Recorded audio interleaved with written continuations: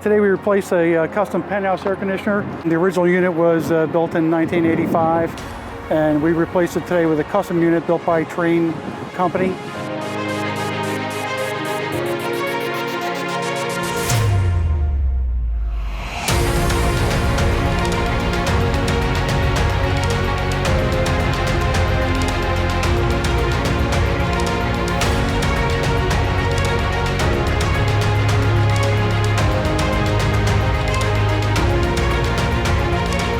This air handler is 195 tons, and the owner needed something that would give him some better reliability, and so the tenants leave and come back on Monday and the air conditioning will be running.